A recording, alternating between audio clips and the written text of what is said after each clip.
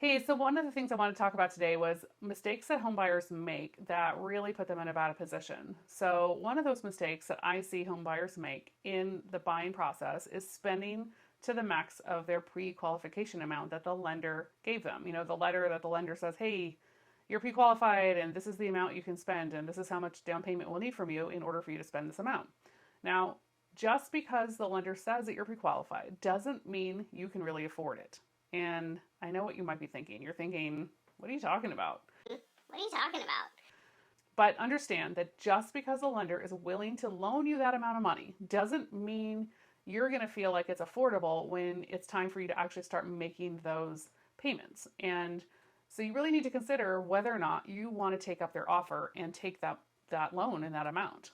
So, how do you decide? Well, only you can determine what you're comfortable spending on a home. And my advice to you is that you should take the time to really, really think about it and go through all your finances and consider all the costs involved. So it's not just about the cost of the loan. You need to foresee things that might happen in your future that are unexpected and that you can't really anticipate for, but you need to expect that it just might happen sometime. So you might be wondering, if the lender is willing to give me the loan, doesn't that mean that I can afford it?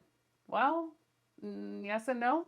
The lender thinks that you're a good risk and that you are going to be responsible and you're going to do whatever you have to do to repay that debt to them.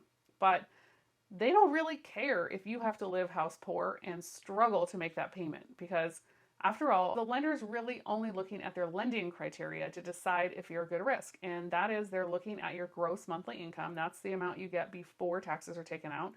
They're considering how much debt you currently have and what your credit score is and how long you've had your job. They are not taking things into consideration that you should take into consideration, like maybe you drive a lot and maybe you put 100,000 miles a year on your car. Well, you're probably going to need a car more often than the average person or to replace that car, and you'll need to have money for that. But if all your money is going into your mortgage payment and paying for your housing bills, how are you going to afford to replace that car that much more frequently than the average person? So that's something that you really need to consider.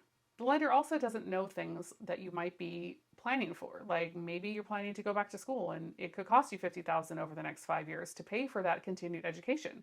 Maybe you have a child with special needs that needs extra care or a little more expensive than most kids cost. Or maybe you have one or two heading to college in a few years and you're trying to save that college savings fund. You're trying to fund that. How the lender's not going to know that, and frankly, they don't really care. They don't really care. They don't really care. Because all they care about is that you're responsible enough that you're not going to let your mortgage payment slide. So whatever it is, only you know what you need to plan for financially. Plus, you should anticipate that there will be some unforeseen expenses, things that you have no idea are on the horizon.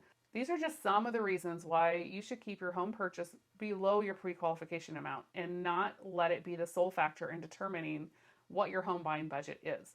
So instead, create a budget that you're comfortable with. Just because the lender is willing to loan you the money doesn't mean that you should take that loan and spend it. Now, I say this because I have some experience behind it. I've been through it myself. So I'll tell you about my situation. When I bought my first place, I stretched it to the max. And let me tell you, it was not fun because it was a huge cause of stress for me for a lot of years. Being house poor is never fun for anyone. You just never know what life will throw at you. Then years later, got married, feeling much more comfortable and financially more at ease. And we considered buying a new house, but we had a child and a second child, and I never anticipated that I would have to stop working or significantly reduce the amount of time I spent working.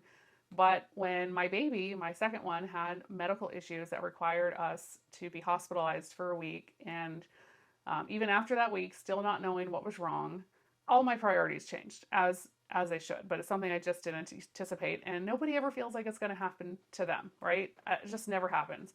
So I didn't feel comfortable leaving him with anybody at all, ever. So luckily I was self-employed, so I could take him to work with me, which I did a lot. And I also reduced my workload, which dramatically changed the amount of income I was making at the same time.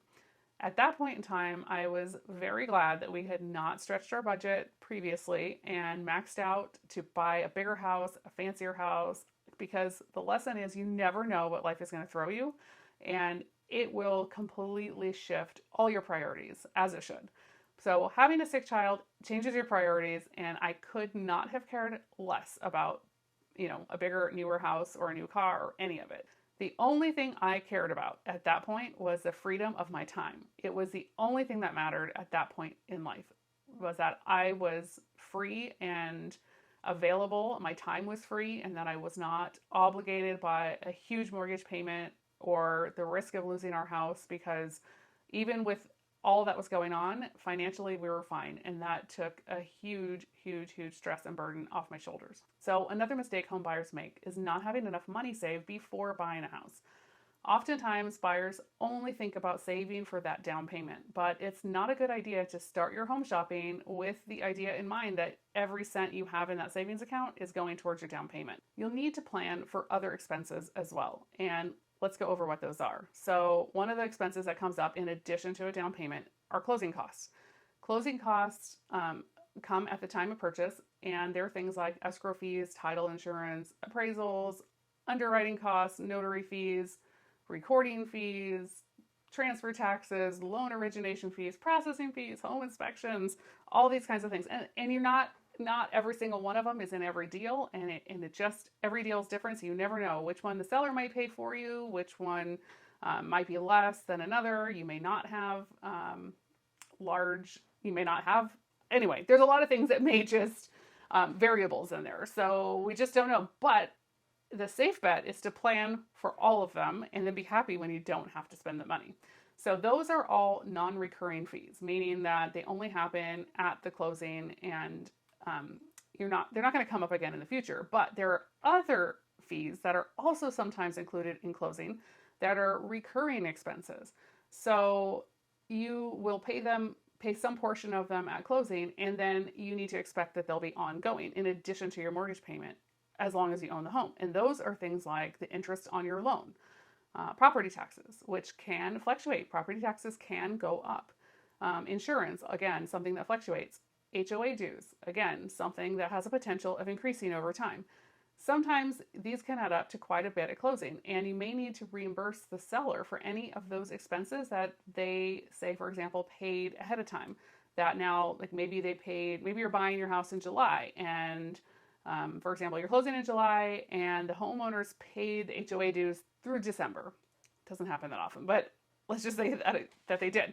Well, those expenses that they prepaid are going to have to get paid back to them from the time that you are now the owner.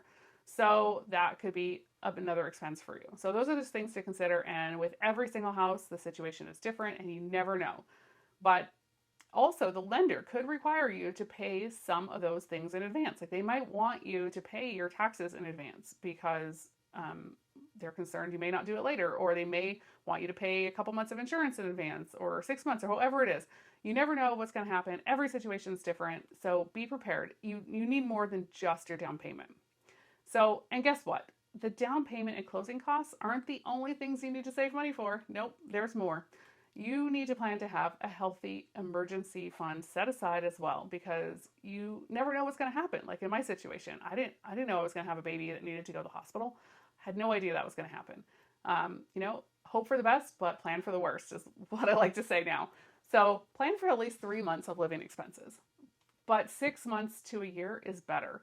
You just never know what can happen. If you lose your job, you'll need to have some time to find a new one. If you have an accident and are out of work for a few months, you will be very glad that you don't have to worry about your bills while you recover, because you've got that money set aside in case of an emergency. Or like in my situation, having a sick child and needing to take time off to care for them. And don't forget, as a homeowner, things will break and things will need to be fixed, repaired, maintained, all of that. So if you're not handy enough to fix it yourself, you'll need to pay someone else to fix it for you. Appliances. Appliances are expensive to replace. A refrigerator, have you seen the price of refrigerators? Oh my gosh, it's crazy. Why is a refrigerator so expensive? Can someone tell me that? Because I think it's crazy. Anyway, but also like your air conditioning could go out and that might need to be replaced. I just got an estimate actually for air conditioning replacement for a small, under 1,000 square foot rental property that I own.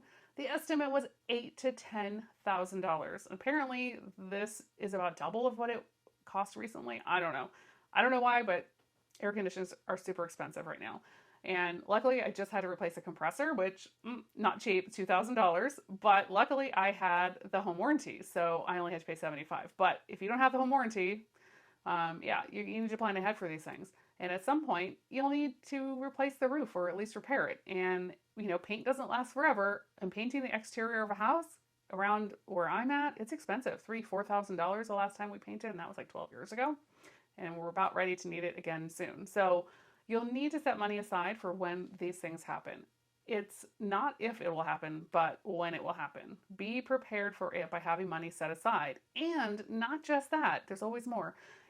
You need to, if you have the money set aside at the beginning when you first buy the house, and then you have to spend it, you got to think, do I have enough disposable income to replace that emergency fund when I do spend it? Because if you don't, now that's another problem. So factor that into your budget as well. When you set out to buy a house, be a smart shopper. Look out for your best interests because honestly, nobody else knows your situation and they just can't. Nobody else. The lender is not going to look out for your best interests. You have to do that. Buy a house that you can afford comfortably and treat yourself to a relaxing vacation once a year if you don't need all that money set aside. Or, honestly, if you're not overspending on your house and you're not house poor, you're probably not going to have that much stress and you don't need that relaxing of a vacation anyway. Just kidding. Take the vacation. But do buy a house within a comfortable budget because it won't cause you any extra stress that you might have otherwise. And I'm sure it goes without saying, but just in case, I'm going to mention it anyway.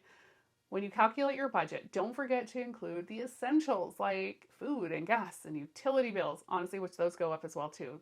Insane. But cell phone and internet service, clothing, all those things. None of that stops just because you took a huge bulk of your income and started putting it towards a house. So if you're an experienced home buyer and you have advice for new home buyers coming up, leave it in the comments below. Tell them what else they need to look out for. And thanks for watching this video, and I'll see you in the next one.